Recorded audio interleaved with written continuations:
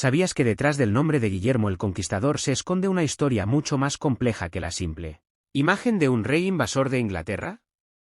Antes de ser rey, antes de cruzar el Canal de la Mancha con miles de soldados, Guillermo fue un niño bastardo. Un joven perseguido y un estratega astuto que desafió el destino. Su historia está marcada por traiciones, supervivencia y una ambición que cambió para siempre el curso de la historia europea. Este no es solo el relato del hombre que venció en Hastings en 1066. Es la crónica de cómo un niño ilegítimo de Normandía superó el desprecio de la nobleza, consolidó su poder con sangre y fuego, y moldeó el futuro de dos naciones. Prepárate para descubrir los secretos, intrigas, batallas y decisiones ocultas que convirtieron a Guillermo en una de las figuras más influyentes y temidas de la Edad Media. Guillermo nació en el año 1028 en Falaise, Normandía. Era el hijo ilegítimo de Roberto, duque de Normandía, y de una mujer llamada Arlete o Herleva, hija de un curtidor local. Desde su nacimiento, el estigma del bastardo lo perseguiría. En una época donde la sangre lo era todo, ser hijo ilegítimo era sinónimo de deshonra. Guillermo no tenía derecho natural al poder, y sin embargo, su padre decidió nombrarlo heredero antes de partir a una peregrinación a Tierra Santa, un viaje del que nunca regresó. A los 8 años, Guillermo se convirtió en duque. Pero no hubo coronas, ni vítores, ni banquetes. Solo caos. Durante su niñez, Normandía cayó en la anarquía. Los señores locales no querían obedecer a un niño bastardo. Uno tras otro, sus guardianes y tutores fueron asesinados. En más de una ocasión, Guillermo apenas escapó con vida, escondido o llevado en secreto a lugares seguros. Estos años no solo forjaron su carácter, moldearon a un hombre que entendió que la política era un juego de poder brutal. Aprendió a desconfiar de todos, a leer intenciones en los rostros, a usar la traición como herramienta. El niño perseguido se convertiría en el hombre implacable. Ya en la adolescencia, Guillermo comenzó a reclamar su autoridad. Con apenas 20 años, enfrentó a una coalición de nobles normandos rebeldes en la batalla de Val-es-Dunes, con el apoyo del rey Enrique y de Francia. Fue su primera gran victoria, y con ella, su control de Normandía comenzó a solidificarse. Pero su reinado como duque no fue tranquilo. Tuvo que reprimir constantes rebeliones, castigar a traidores y organizar un gobierno eficiente. Su autoridad se basó en el miedo, sí, pero también en el respeto. Guillermo no era simplemente un guerrero, era un administrador meticuloso. Reformó las leyes, protegió los caminos, impulsó el comercio.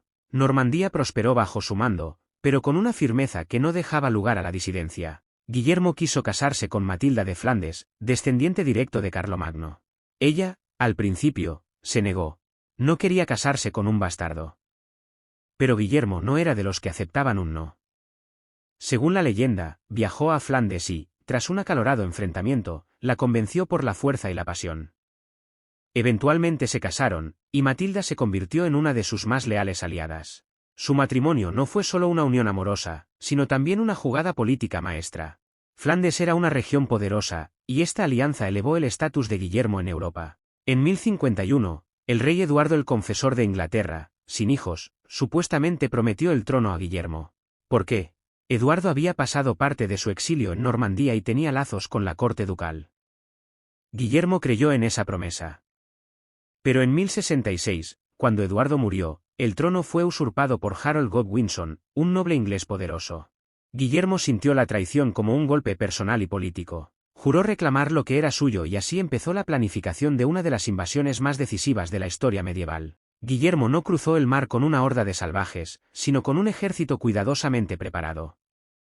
Armó una flota, negoció con el Papa para obtener su bendición y así transformar su invasión en una cruzada y reunió soldados de Normandía, Bretaña y más allá. El 28 de septiembre de 1066, desembarcó en la costa de Sussex. La invasión había comenzado.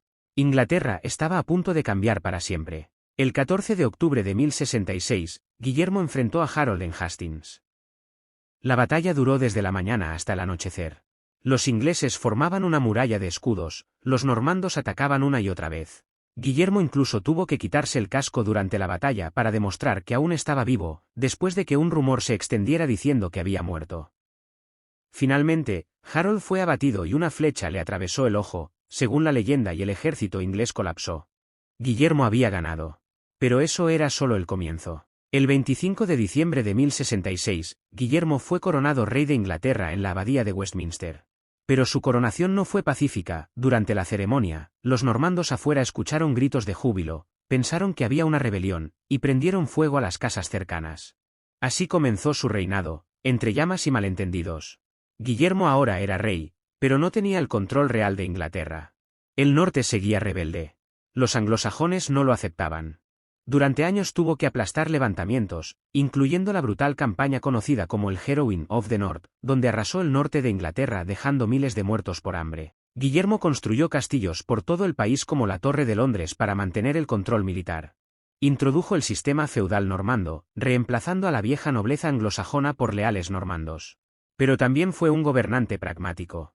Mantuvo ciertas leyes sajonas, respetó las costumbres locales cuando le convenía, y sobre todo, documentó todo. En 1085, Guillermo ordenó un censo de toda Inglaterra. El resultado fue el famoso Domesday Book, un documento que detallaba quién tenía qué tierras, cuántos animales, cuántos siervos, cuánto se debía al rey. Nunca antes se había hecho algo así en Europa. Guillermo quería saber todo, controlar todo. El Domesday Book era su herramienta de poder y vigilancia. Guillermo pasó sus últimos años viajando entre Inglaterra y Normandía. Siempre con conflictos, rebeliones en sus tierras, disputas con su hijo mayor Roberto, tensiones con el rey de Francia. En 1087, durante una campaña en Francia, fue herido tras caer de su caballo. Gravemente enfermo, fue llevado a Rouen, donde murió el 9 de septiembre. Su muerte fue tan brutalmente simbólica como su vida, los criados robaron su cuerpo, su entierro fue interrumpido, y su cuerpo fue metido a la fuerza en un sarcófago demasiado pequeño, reventando en medio de la ceremonia. Guillermo dejó un legado inmenso, transformó Inglaterra, introdujo una nueva aristocracia, nuevas leyes, una nueva lengua. Su reinado marcó el fin de la era anglosajona y el inicio de una nueva Inglaterra, normanda y europea.